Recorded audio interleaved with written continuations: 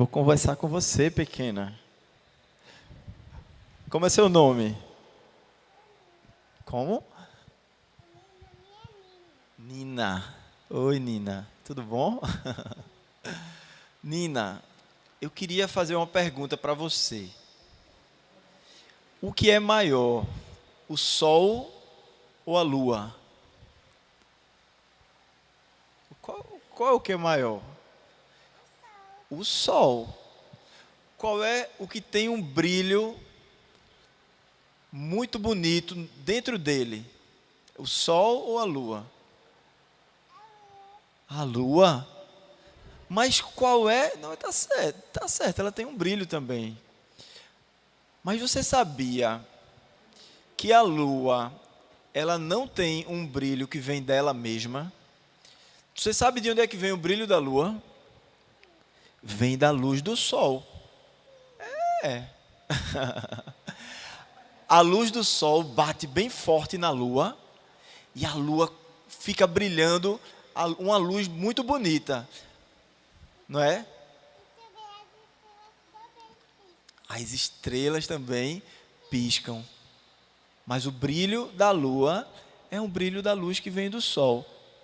Você sabia que Deus é como se fosse esse Sol para nós? Nós somos muito especiais, sabia? Que o ser humano, as pessoas, as criancinhas, o papai e a mamãe, são lindos. Mas sabe por que eles são lindos? Porque eles refletem a luz de Deus. Eles refletem o poder do Deus Criador. Porque foi Deus que criou eles. Então, eles são, cada pessoa aqui que está olhando para a gente, ó, eles são muito especiais, porque eles foram feitos por Deus. Então, nós podemos louvar. Você sabe o que é louvar? O que é louvar? É uma coisa que Jesus pode criar a gente.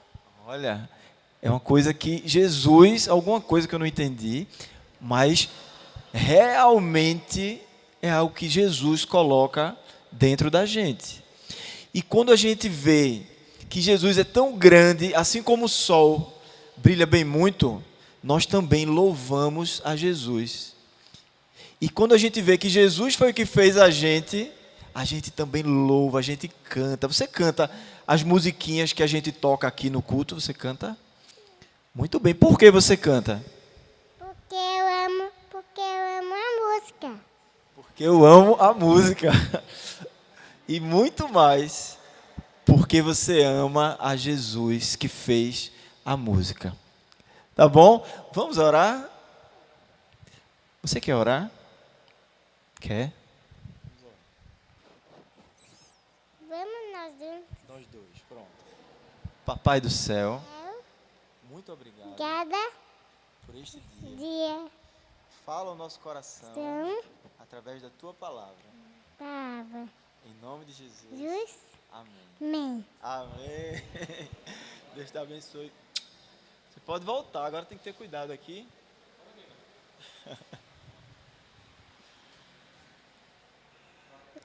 Essa tá afiada, viu? Que coisa linda. Meus irmãos, quando nós conhecemos a Jesus, o nosso coração ficou cheio de alegria. E um desejo enorme de cantar louvores a Deus nasceu em nosso coração. Um desejo enorme pela palavra, por ler a Bíblia. Tem gente que quando conheceu Jesus quis ler a Bíblia toda, não é? Começou lá de Gênesis, foi. E tem muitas pessoas contam assim que em menos de um mês leu a Bíblia inteira quando se converteu. Isso acontece mesmo. Eu conheço várias pessoas que fizeram isso. Essas pessoas não queriam deixar a igreja, queriam o tempo inteiro estar na igreja. As pessoas começavam inclusive, a zombar deles. Você é rato de igreja, né? Você vive na igreja. Às vezes, até pai e mãe começavam a questionar por que esse jovem, esse adolescente, estão aí o tempo inteiro na igreja. O que é que está acontecendo na vida desse menino?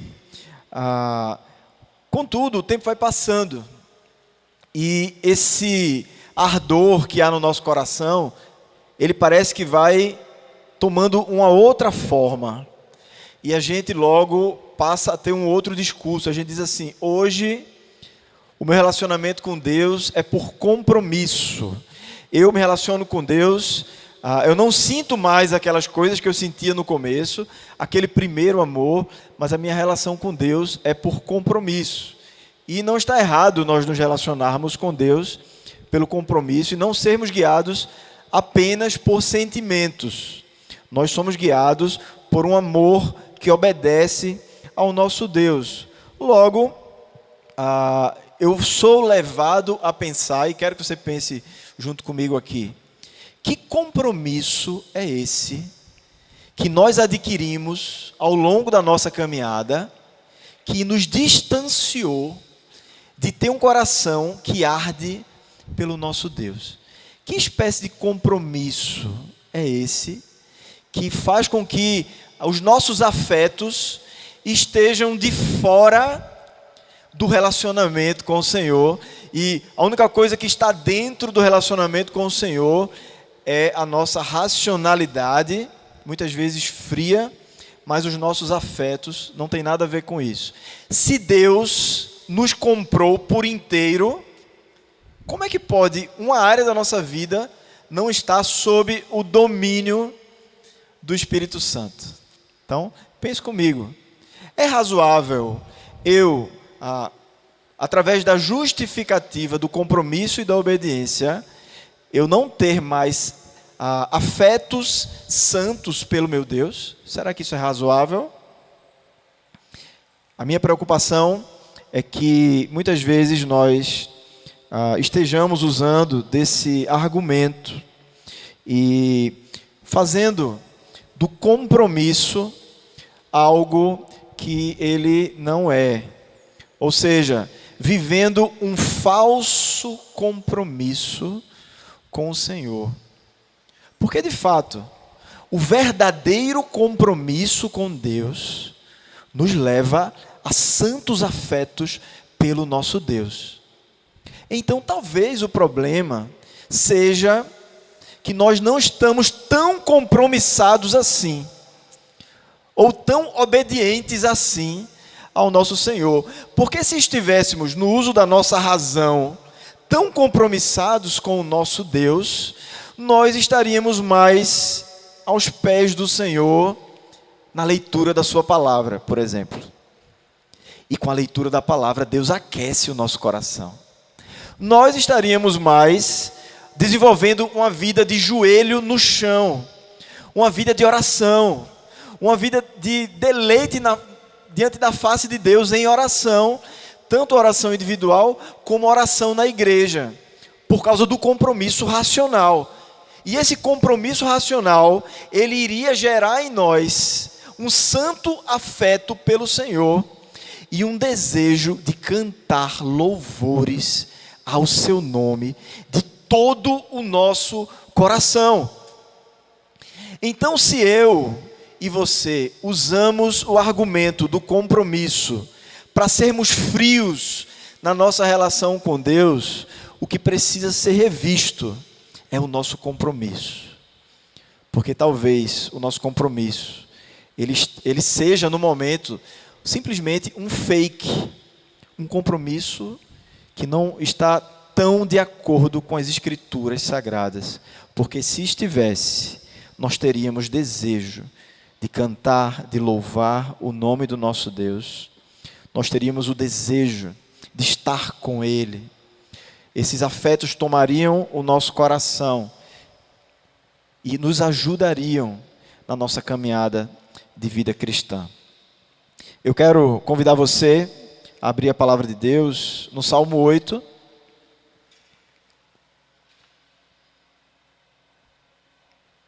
E a gente vai ver no Salmo 8 um pouco como Davi lidou com essa situação.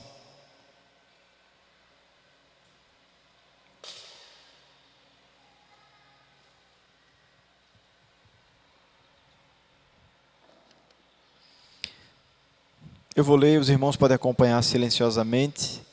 Diz assim a palavra do Senhor. Ó Senhor, Senhor nosso, como é magnífico o teu nome em toda a terra, pois puseste nos céus a tua majestade. Da boca de pequeninos e crianças de peito suscitaste força por causa dos teus adversários, para fazeres emudecer o inimigo, o vento levou aqui, e o vingador.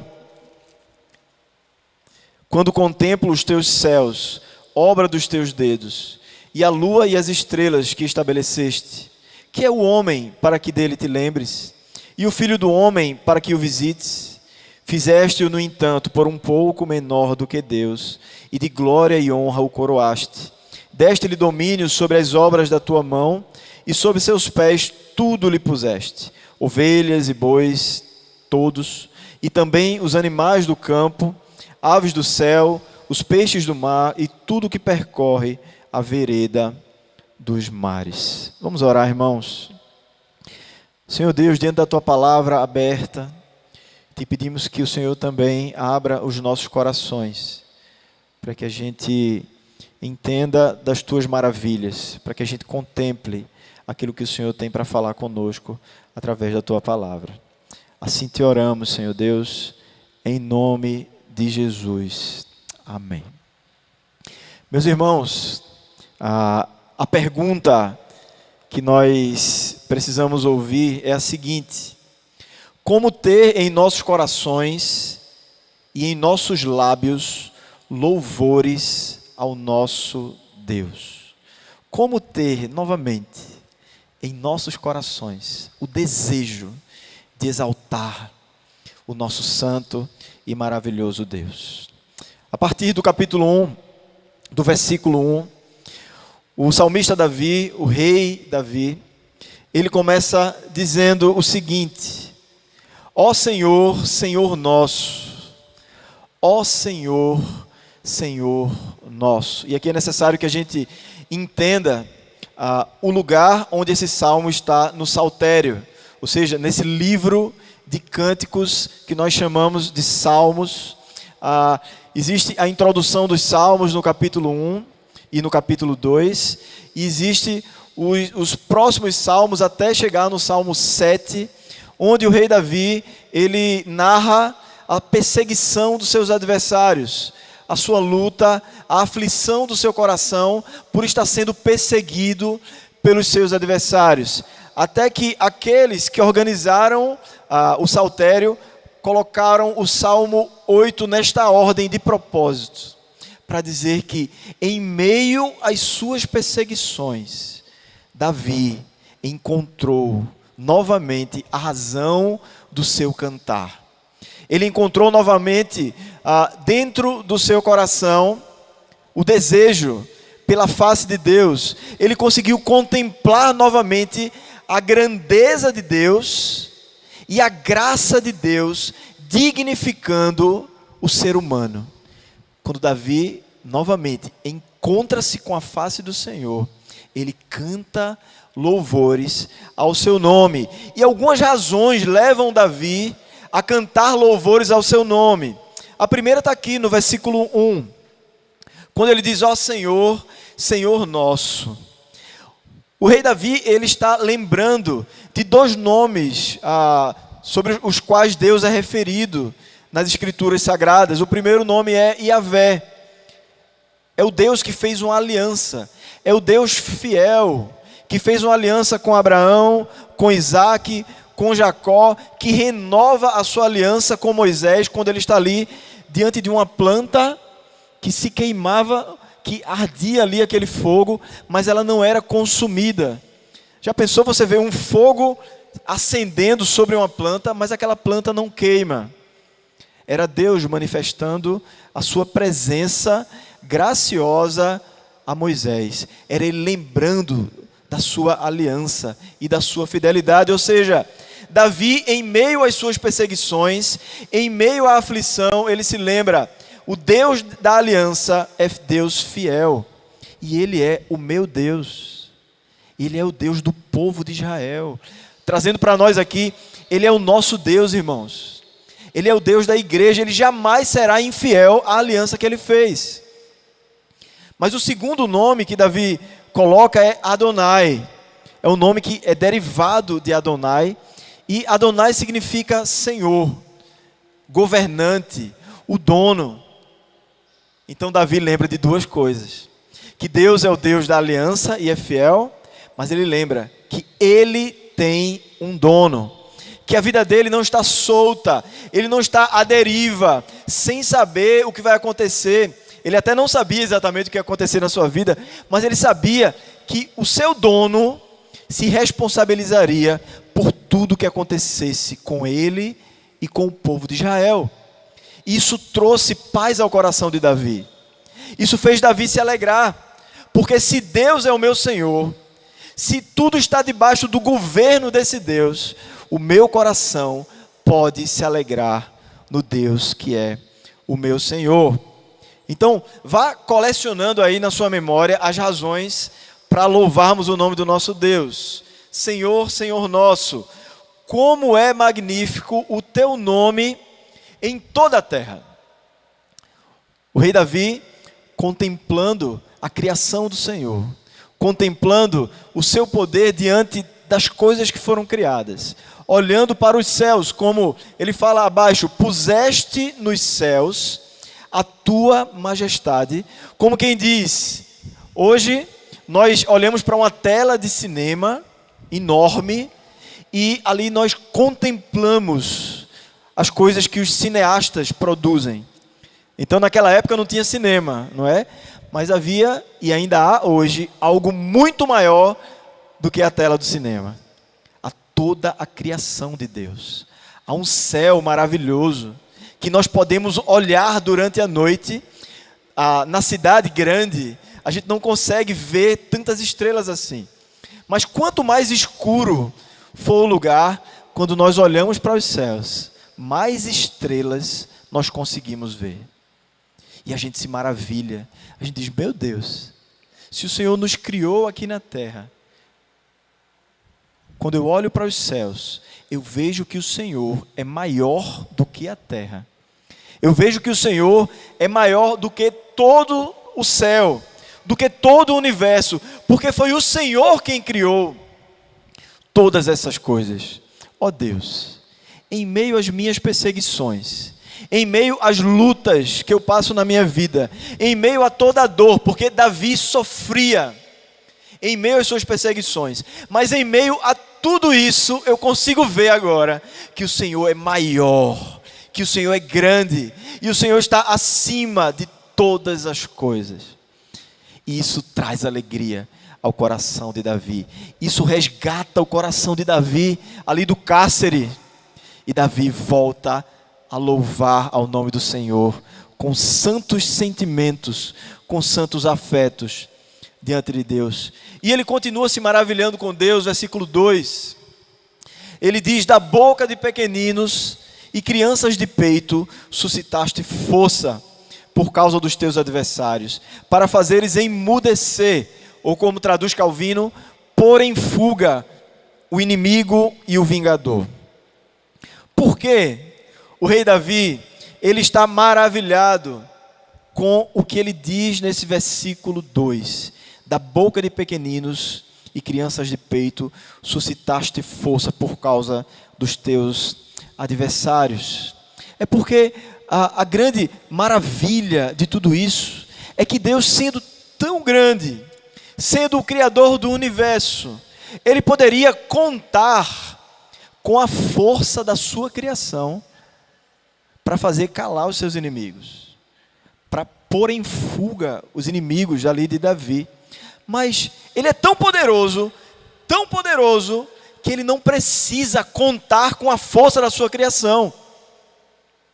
Ele só precisa decidir, e num estalar de dedos, e num piscar de olhos, Ele destrói todos os seus adversários. E o impressionante aqui é que Ele pode usar criancinhas que mamam para fazer os inimigos do povo de Deus baterem em retirada e fugirem através de criancinhas. Porque o poder não estava nas crianças. O poder não está no ser humano, que também é como criança. Somos pequenos diante de tantos inimigos que se levantam contra nós. Mas qual é o nosso segredo? O nosso segredo é que nós temos um Deus grande que põe em fuga os nossos adversários. Esse é o maravilhamento aqui de Davi. Nós podemos lembrar quando os 300 de Gideão, depois de uma grande peneira que é feita ali no exército, só sobram 300 homens ali com Gideão. E sabe o que é que eles fazem para fazer aquele exército fugir? Eles gritam, eles quebram cântaros, e com o barulho daqueles homens e com aquele barulho dos jarros se quebrando, aquele exército fica confuso durante a noite e eles começam a lutar um contra o outro. E eles se matam sem que o exército de Gideão precisasse guerrear. Por quê? O que é que Deus está dizendo com isso? É que Deus não precisa da nossa força para vencer as batalhas. Ele só quer a nossa obediência. Ele só quer que o nosso coração louve o seu nome, para que ele vença, não para que ele vença as batalhas, mas porque ele quer que assim, desta maneira que ele definiu, ele vença as nossas batalhas. Podemos lembrar de Jericó, quando o povo de Deus cerca ali as muralhas e vai dando volta nas muralhas e a trombeta é tocada, e o que acontece é que os grandes muros daquela cidade, eles vão ao chão através do toque de trombetas. Podemos lembrar do próprio rei Davi, no momento em que um grande gigante chamado Golias, ele afronta o povo de Deus, ele afronta o Deus de Israel. E Davi, que era ali um adolescente, ele gira a sua funda e mata aquele grande guerreiro com uma pedra. O que é que Deus está querendo nos ensinar? O que é que Deus ensina ao povo de Israel com isso? É que Ele é grande e que nós precisamos louvar o seu nome em obediência. Ele quer fazer coisas grandiosas, mesmo quando nós não somos capazes de fazer coisas grandiosas. O Senhor Jesus confirma isso em Mateus 21, quando ele usa esse mesmo texto do Salmo 8, ele diz: mas quando os principais sacerdotes e os escribas viram as maravilhas que Jesus fazia, e as criancinhas que gritavam no templo, gritavam assim: Hosana ao filho de Davi, ficaram indignados e perguntaram a Jesus: você está ouvindo o que eles estão dizendo? E Jesus respondeu: sim, vocês nunca leram? Da boca de pequeninos e crianças de peito, tiraste o perfeito louvor. Esses homens, esses sacerdotes, esses escribas, eles seriam derrotados, não por grandes guerreiros que viriam, mas pelo Jesus, que ouvindo o louvor das crianças, ele responderia indo para a cruz do Calvário, dando a sua vida, ressuscitando e levando todo aquele que nele crê a herdar esta terra e desta maneira pôr em fuga todos os seus adversários através do louvor de crianças. É assim na nossa vida, irmãos. As nossas armas não são as mesmas do mundo. Nós contamos com oração, que é a maior de todas as armas. Nós contamos com os louvores ao nome do Senhor. Nós precisamos entender que nossa vida é diferente, que o nosso mecanismo, o nosso funcionamento não é igual ao funcionamento do mundo. Nós somos adoradores do Senhor. Assim, Davi pôde confiar na providência do Deus que põe em fuga os seus adversários através até de criancinhas. Queridos irmãos, Davi, além desse contemplar da grandeza divina, esse contemplar da sua criação, esse contemplar do seu poder que usa coisas pequenas, o rei Davi também olha para a pequenez do ser humano e para sua graça, sua grande e maravilhosa e intrigante graça para conosco, para com o homem criado. Veja o que ele diz, versículo 3. Quando eu contemplo os céus, obra dos teus dedos, e a lua e as estrelas que estabeleceste, vem uma pergunta no coração de Davi: que é o homem para que dele te lembres, e o filho do homem para que o visites? Perceba, nós não somos grandes, nós fomos criados como, de fato, criaturas de Deus. Mas o que há de especial em nós? O que há de especial em nós, irmãos, não é próprio nosso. É como eu falei aqui para Nina. O que há de especial em nós é como a luz do sol. O sol tem luz própria, mas nós olhamos para a lua e vemos beleza na lua. Quando a lua sai de dentro do mar, e é dia de lua cheia, e você percebe ela saindo do mar, que grande glória nós vemos na lua. Mas você sabe que a glória da lua não é própria. A glória da lua vem da luz do sol. Davi começa a se impressionar, porque como é que um ser humano, que é criatura de Deus, ele pode receber uma honra tão grande? E que honra é essa? Primeiro, quem é o homem para que dele te lembres? Porque Deus, o Criador de todo o universo, achou de olhar para o planeta Terra. Pense comigo.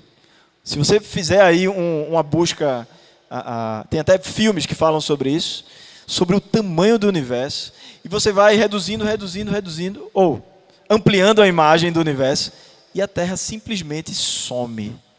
A Terra vira um farelo diante de todo o universo. Agora imagine o tamanho do ser humano em relação ao universo.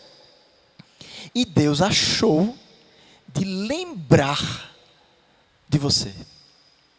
De lembrar, não apenas de você, mas lembrar de um povo que Ele criou para chamar de seu. Para dizer, este é o meu povo. O que é o homem para que dele te lembres? E o filho do homem para que o visites? De fato, irmãos, nós devemos louvar a Deus pela sua grande graça, de ter olhado para nós, de ter lembrado de nós e de ter nos visitado. Ele decidiu se relacionar com Adão lá no Éden, vamos falar mais aqui sobre isso. Ele decidiu nos visitar enquanto pecadores. Ele decidiu encarnar e vir ao mundo para visitar esses grãos que somos nós. Que é o homem para que dele te lembres, e o filho do homem para que o visites. Agora, Davi, respondendo ou contemplando as razões pelas quais Deus coloca esse dom no ser humano, assim como a lua recebe o brilho do sol, ele continua louvando o nome do Senhor. Ele diz, fizeste-o, no entanto, por um pouco menor do que Deus. E a gente fica intrigado quando lê esse versículo, né? Outras versões dizem, por um pouco menor do que os anjos. E a gente vai explicar isso aqui. A expressão, por um pouco menor do que Deus, não é uma expressão literal. O que Davi está querendo dizer aqui, ou o que Davi está dizendo aqui, através da inspiração do Espírito Santo, é que Deus fez o homem e colocou a sua imagem e a sua semelhança no ser humano. Nós fomos criados imagem e semelhança de Deus. Deus não fez isso com os macacos. Deus não fez isso com os cachorros. Ou com o animal mais bonito que você imaginar, com os leões, por exemplo. Foi lá e colocou imagem e semelhança no leão. Não. Ele decidiu criar o homem, imagem e semelhança dele mesmo. Por isso ele diz, no entanto, fizeste-o por um pouco menor do que Deus, e de glória e de honra o coroaste. Nós recebemos, irmãos, atributos comunicáveis. características de Deus foram colocadas na vida do ser humano. Principalmente lá no Jardim do Éden, Adão, na plenitude da humanidade, ou seja, sem a entrada no pecado, ele gozava dos atributos de Deus. E assim ele regeria a sua criação. Veja o que diz o versículo 6. Deste-lhe domínio, ou seja, a vice-gerência de toda a criação, porque o grande governador é Cristo Jesus, sobre as obras da sua mão, e sob seus pés tudo lhe puseste. O ser humano era rei. O ser humano foi criado rei, para reinar junto com Cristo.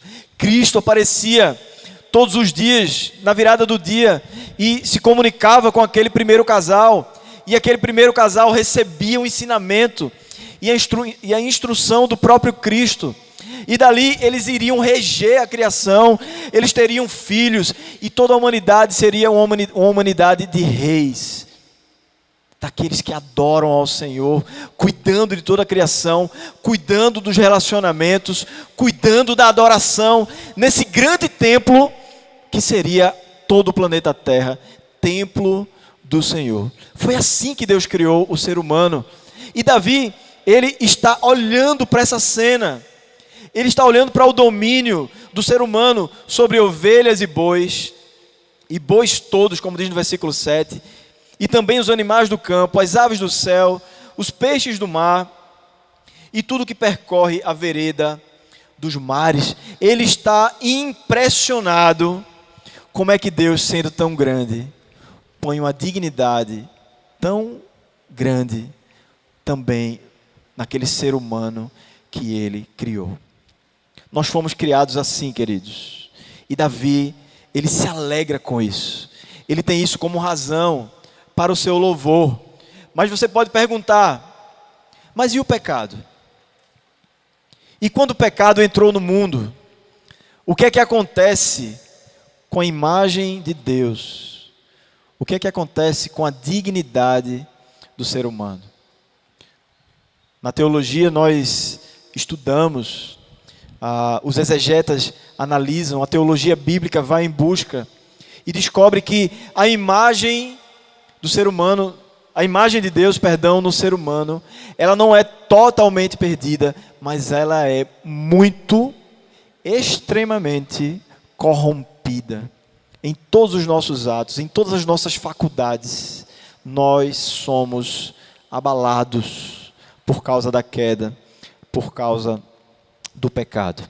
E aqui, nós com a revelação completa, olhando agora para as Escrituras como um todo, nós entendemos algo ainda mais profundo e que deve causar mais razão de louvor no nosso coração, mais ainda do que aquilo que Davi pôde conhecer. É que Deus decide restaurar a dignidade do ser humano pecador da seguinte maneira. O Senhor Deus olha para o seu filho e diz: eu vou ao mundo, eu vou me tornar ser humano. O Senhor Jesus diz: eis-me aqui, eu irei, eu serei enviado pela Trindade ao mundo. Eu me tornarei como essa criatura, como esse farelo. Eu me tornarei como o ser humano. Só esse fato, irmãos, já é uma grande honra para o ser humano. Já é, aliás, total honra. Não existe outra honra como essa. O próprio Deus decidiu se tornar ser humano. Isso vem restaurar em nós a nossa dignidade. Isso vem restaurar em nós a imagem e semelhança que foi corrompida. Veja o que diz Hebreus 2, de 7 a 8. Fizeste-o, falando aqui de Jesus. Ele está usando o mesmo texto que Davi se refere a Adão. Esse texto agora é usado se referindo ao segundo Adão, se referindo a Jesus. Fizeste-o por um pouco menor do que os anjos, e de glória e de honra o coroaste. Todas as coisas sujeitaste debaixo dos seus pés. De que maneira esse texto se aplica a Jesus? O Senhor Jesus, na sua glória, em seu estado de glória, ele se humilha. E quando ele se humilha, ele se torna ser humano. E não apenas ser humano mortal. É por isso que o texto diz: fizeste-o por um pouco menor do que os anjos. Não é que Jesus deixou de ser Deus. Jesus nunca deixou de ser Deus.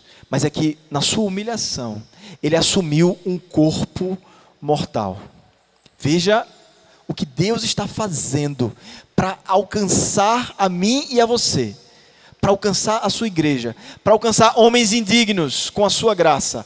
Ele se torna mortal por nós. E de glória e honra o coroaste. O Senhor Jesus, ele vai à cruz do Calvário. De fato, o seu corpo físico morre, mas o Senhor Jesus ressuscita. E a ressurreição de Cristo, ela diz muito para nós. A ressurreição de Cristo aponta aquilo que vai acontecer conosco. Aponta a restauração completa da imagem e da semelhança de Deus em nós. Então, aquilo que Davi contemplou olhando para Adão, mas que o pecado estragou, ele poderia continuar se alegrando olhando para Cristo Jesus, para o segundo Adão. Porque ele viria, ele morreria, mas ele ressuscitaria com toda a plenitude da sua glória, com um corpo incorruptível, dizendo para mim e para você que a minha e a sua imagem e semelhança serão totalmente restaurados na nossa vida. Davi se alegra porque Deus é gracioso com o ser humano. E Cristo, o texto diz que recebeu todas as coisas, o domínio de todas as coisas debaixo dos seus pés. Sabemos também, à luz do resto da leitura das Escrituras, que algumas coisas ainda se colocarão abaixo dos seus pés na sua volta, quando Jesus vier em glória para buscar o seu povo. Mas o domínio é de Cristo Jesus. A restauração, a sujeição de todas as coisas é de Cristo Jesus. Isso significa que aquilo que Adão perdeu, o domínio sobre os animais, o domínio sobre essa terra, não que tenha perdido 100% desse domínio, mas muito desse domínio nós perdemos, nós estragamos. Nós, por exemplo, não cuidamos da nossa criação, ou da criação de Deus, da forma que nós deveríamos. Nós não governamos a terra da forma que nós deveríamos, porque o pecado vem afetar. Mas em alguma porcentagem nós ainda dominamos a terra. Mas quando olhamos para Jesus, nós vemos o reino perfeito sobre a terra. Nós vemos o domínio pleno e perfeito sobre todas as coisas. Isso aponta que nós seremos restaurados no nosso papel de reis sobre a terra. Nós, no dia que Cristo voltar, com a ausência de todo pecado no nosso ser, em corpos glorificados, nós reinaremos de forma linda, maravilhosa, majestosa, por causa da glória de Deus sobre nós. Isso será restaurado completamente. Isso é dado ao ser humano. Por isso Davi canta: ó Senhor, versículo 9, ó Senhor, Senhor nosso, como é magnífico o teu nome em toda a terra. Davi resgata o louvor em seu coração. Davi resgata os santos afetos por Deus. Davi, ele não tem apenas a sua racionalidade focada em Deus, mas através desse compromisso de orar e de contemplar, por exemplo, o Deus da aliança, contemplar o seu dono, o seu governador, através da meditação obediente na sua grandeza, através da consideração para com a graça especial de Deus, dignificando os homens, ele tem o seu coração resgatado e ele volta a louvar de coração o nome de Deus. É isso que precisamos fazer, irmãos. É esse caminho que nós precisamos trilhar. Nós precisamos voltar com um compromisso a buscar a face do nosso Deus, até que o nosso coração seja tomado por inteiro por Ele. Que vivamos isso como igreja do Senhor Deus. Que vivamos isso, que busquemos isso durante a nossa semana. Que troquemos alguns lazeres que nós insistimos em ter pela busca do Senhor, para que os nossos olhos contemplem a maravilha de Deus e o nosso coração se alegre. Amém? Vamos orar, queridos. Vamos orar. Senhor, muito obrigado, Pai, pela Tua palavra. Obrigado pelo pasto verdejante que nós temos, lendo as Escrituras Sagradas. Que como ovelhas do Senhor, nós possamos estar bem nutridos daquilo que é maravilhoso, daquilo que é grande, daquilo que é gracioso, daquilo que vem da Tua parte. Ó sol da justiça, vem brilhar em nossos corações, para que possamos resplandecer no mundo a Tua glória. Assim te oramos, em nome de Jesus. Amém.